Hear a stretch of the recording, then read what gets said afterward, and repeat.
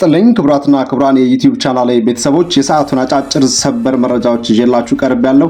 በርከት ያሉ ሰበር መረጃዎች ዩቲዩብ ላይ ሲጫኑ ቀድሞ ለእናንተ ማስታወቂያ መልእክት ወይንም ኖቲፊኬሽን እንዲደርሶት የዩቲዩብ ቻናሉን ሰብስክራይብ ማድረግ እንዲሁም የደወል ምልክቷን መጫን አይዘንጉ። ወደ ሰበር መረጃዎቹ ስናቀና በቀዳሚነት ወደ እናንተ ጆሮ የሚደርሰው የአሜሪካው ፕሬዝዳንት ዶናልድ ጄ ትራምፕ ከጦር አዛዦቻቸው ጋር 45 ደቂቃ የፈጀ ሚስጥራዊ ስብሰባ ማድረጋቸውን የአሜሪካው አክሲዮስ ዜና ወኪል ዘግቧል። አክሲዮስ የዜና ወኪል የተሰኘው ታዋቂው የአሜሪካ ዜና አውታር ከፍተኛና ለአሜሪካው ፕሬዝዳንት ዶናልድ ትራምፕ ቅርበት ካላቸው ባለስልጣናት አገኘሁት ያለውን መረጃ በመጥቀስ የአሜሪካው ፕሬዝዳንት ዶናልድ ጄ ትራምፕ ከአሜሪካ ከፍተኛ የጦር መሪዎች ጋር 45 ደቂቃ የፈጀ ሚስጥራዊ ስብሰባ አድርገዋል ተብሏል። በዚህ ስትራቴጂካዊ በተባለ ሚስጥራዊ ውይይት ላይ የአሜሪካ ማዕከላዊ ህዝብ ሴንትራል ኮማንድ ዋና አዛዥ የሆኑት አድሚራል ብራድ ኩፐር እንደተገኙና የጦር ኃይሎች ሹም ሊቀመንበር የሆኑት ጀነራል ዳንኬንም ተገኝተዋል ተብሏል። አዛዦቹ የትራምፕ አስተዳደር ዳግም ስለሚጀምረው የኢራን ጦርነት ጉዳይ ጥብቅና አስቸኳይ ስብሰባ ማድረጋቸው የተገነዘበ ሲሆን ስብሰባው ለ45 ደቂቃ የተካሄደ መሆኑን ጠቅሶ ጦርነቱ በምድር በአየር ወይስ ደግሞ በእግረኛ ሰራዊት ሚለው ላይ ሰፊ ውይይት እንደተደረገበትም አመልክቷል። ስለ አዳዲስ ወታደራዊ ዘመቻዎችም ለፕሬዝዳንቱ ሰፊ ማብራሪያ ቀርቦላቸዋል ሲል አክሲዮስ የዜና ወኪል ዘገባ ያመለከተው። የወታደራዊ ዝግጅት ክለሳ እየተካሄደ ያለው የትራምፕ አስተዳደር ከኮንግረስ ምንም አይነት ይፋ የጦርነት ፍቃድ ሳያገኝ ወታደራዊ እርምጃዎችን መውሰድ የሚችልበት የ60 ቀናት የፕሬዝዳንቱ የጊዜ ገደብ በዛሬው ዕለት በተጠናቀቀበት ወቅት ላይ መሆኑን ጉዳዩን ይበልጥ አሳሳቢ አድርጎታል።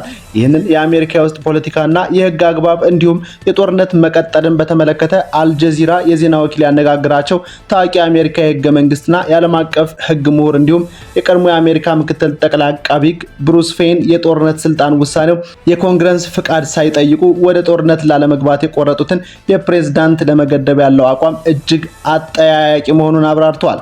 ሐሙስ ዕለት አንድ የትራምፕ አስተዳደር ከፍተኛ ባለስልጣን ፕሬዝዳንቱ ያለ ኮንግረስ ይሁንታ ጦርነት የማካሄድ ስልጣናቸው የሚያበቃበት የ60 ቀናት ቀነ ገደብ ዋዜማ ላይ ናቸው ብለው ነበር። በሚያዝያ ወር መጀመሪያ ላይ በተደረገው የተኩስ አቁም ስምምነት ምክንያት በኢራን ላይ የሚካሄደው ጦርነት አብቅቷል ሲሉም ተደምጠዋል። ይህ የባለስልጣኑ ንግግር የሚያመለክተው ፕሬዝዳንት ትራምፕ በኢራን ላይ የሚያካሄዱት አዲስ ወታደራዊ እርምጃ ከኮንግረሱ ህጋዊ ፍቃድ መጠየቅ አስፈላጊ እንደሆነ መግለጹን ተከትሎ ነው። የህግ ምሁሩ ብሩን ፌንስ ለአልጀዚራ ሲያስረዱ የጦርነት ውሳኔ የተኩስ አቁም ስምምነት ከተደረሰ የ60 ቀናቱ ጊዜ ገደብ ይቆማል የሚል አንቀጽ በየትኛውም ክፍሉ ላይ እንደሌለው በማረጋገጥ የአስተዳደሩን ህጋዊ ትርጓሜ ውድቅ አድርገውታል።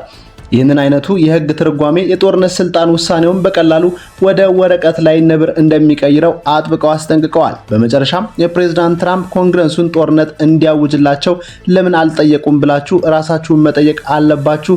ልክ በቪየትናም ጦርነት ወቅት ምንም አይነት የጦርነት አዋጅ እንዳልነበረው ሁሉም አሁንም ቢሆን ፕሬዝዳንቱ ድምጽ እንደሚያጡ ስለሚያውቁም ጥያቄውን አላቀረቡም በማለት ሞግተዋል። ፌናክለውም ትራምፕ በህዝብ ተወካዮች ምክር ቤትም ሆነ በሴኔት አብላጫ ድምጽ ያላቸው ለምን ጥያቄውን አላቀረቡም በማለት ከጠየቁ በኋላ ምክንያቱም እንደሚሸነፉ ጠንቅቀው ስለሚያውቁ ነው ሲሉ መልሰዋል። ጉዳዩን ሲያብራሩ በተለይም ኮንግረሱ በተቀበለው የኑረምበርግ የዓለም አቀፍ ስምምነት ህግ መሰረት እኛ የአሜሪካውያን አሁን የተሰማራ ነው ወንጀል በተሞላበት ጥቃት ጦርነት ውስጥ ነው በማለት ገልጸው አሜሪካ በኢራን ላይ የከፈተችው ጦርነት ወንጀል ነው ሲሉ ክፉኛ ኮንነዋል። በዚሁ የአልጀዚራ ሰፊ ዘገባ ላይ ብሩስ ፌን የጦርነት ስልጣን ውሳኔውን ታሪካዊ ዳራና ህገ መንግስታዊ ስብስብነት ሲያብራሩ ውሳኔው እንደ አውሮፓውያን አቆጣጠር በ1973 ሲያጸድቅ እኔ እዚያው ነበርኩኝ፣ በብዙ መልኩ እጅግ የተምታታና ግልጸኝነት የጎደለ ነው በማለት ገልጸዋል። ይሁን እንጂ አንድ ተራ አዋጅ በማያሻማና በተጨባጭ ጥቃት ካልተሰነዘረብን በስተቀር በሰላም ወደ ጦርነት የሚደረግ ሽግግር ማጽደቅ የሚችለው ኮንግረስ ብቻ ነው በሚለው የአሜሪካ ህገ መንግስት ላይ የበላይ ሊኖረው እንደማይችል አስገንዝበዋል። ኢራን በአሜሪካ ላይ ምንም አይነት ጥቃት እንዳልሰነዘረችና ጦርነት እንዳልከፈተች ያስታወሱት ፌን አሜሪካም በኢራን ላይ የከፈተችው ዘመቻ በድጋሚ ወንጀል የተሞላበት የጥቃት ጦርነት ሲሉ ጠርተውታል። ህግ ውስጥ ያሉትን አደገኛ ቀዳዳዎች ሲያብራሩ ፕሬዝዳንቱ ለ37 ደቂቃዎች ያክል ፈንጂ አልጣልንም፣ ስለዚህም ጦርነቱ አብቅቷል ብለው በማወጅ የ60 ቀናቱን የጊዜ ቆጠራ እንደገና ዜሮ ላይ አድርገው ዳግም ጦርነቱን ሊያስጀምሩ ታስበዋል በማለት የህጉን ክፍተት አጋልጠዋል። በውሳኔ ውስጥም ሰዓቱ መቼ እንደሚጀምርና መቼ እንደሚቆም የሚገልጽ ምንም አይነት ድንጋጌ የለም ሲሉ የህጉን ድክመትም አብራርተዋል።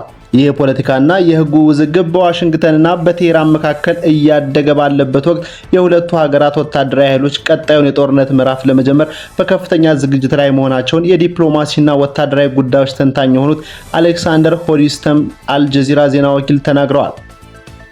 በደቡብ አፍሪካ የሚገኘው የኢትዮጵያ ኤምባሲ በዜጎች ላይ የሚፈጸመውን ጥቃት አጥብቆ አወገዘ። በደቡብ አፍሪካ የሚገኘው የኢትዮጵያ ኤምባሲ በኢትዮጵያውያን ላይ እየተፈጸመ ባለው ግድያና ጥቃት የተሰማውን ጥልቅ ሐዘን በመግለጽ ድርጊቱን አረመኔያዊ ሲል በጽኑ አውግዞታል። በስደተኞች ላይ የሚሰነዘረው የጥላቻ ንግግርና ጥቃት እየተባባሰ መምጣቱን የገለጸው ኤምባሲው የደቡብ አፍሪካ መንግስት ለኢትዮጵያውያን አስፈላጊውን ጥበቃ እንዲያደርግ ጠይቋል። በተጨማሪም በግድያው ላይ የተሳተፉ አካላት በአፋጣኝ ተለይተው በሕግ እንዲጠየቁና የምርመራው ውጤት ለኤምባሲው እንዲገለጽ ጥሪ አቅርቧል። የውጭ ጉዳይ ሚኒስትር በወቅታዊ ዲፕሎማሲ ስራዎችና በዜጎች ደህንነት ዙሪያ በተለይም በደቡብ አፍሪካ፣ በመካከለኛው ምስራቅ እንዲሁም ከሩሲያ ጋር ስላለው ግንኙነት መግለጫ ሰጥቷል።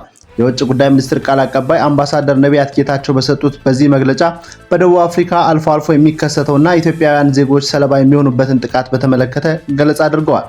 አምባሳደር ነቢያት እንደገለጹት በፕሪቶሪያ የሚገኘው የኢትዮጵያ ኤምባሲና በዚያ የሚገኙ የኮሚኒቲ አደረጃጀቶች ዜጎች ራሳቸውን ከጥቃት እንዲጠብቁ አስፈላጊውን ጥሪና ድጋፍ እያደረጉ ይገኛሉ። መንግስት በደቡብ አፍሪካ ለሚገኙ ዜጎች አስፈላጊውን ጥበቃና ከለላ እንዲደረግላቸው ለሀገሪቱ መንግስት ጥያቄ ማቅረቡን የገለጹት ቃል አቀባዩ የደቡብ አፍሪካ መንግስት ለችግሩ እልባት እንደሚሰጥና ጥፋተኞችን ተጠያቂ እንደሚያደርግ ሙሉ እምነት እንዳላቸው ተናግረዋል። በሌላ በኩል በመካከለኛው ምስራቅ በተለይም በሳውዲ አረቢያ የሚገኙ ዜጎችን ደህንነት በተመለከተ መንግስት ከፍተኛ ክትትል እያደረገ መሆኑ ተገልጿል።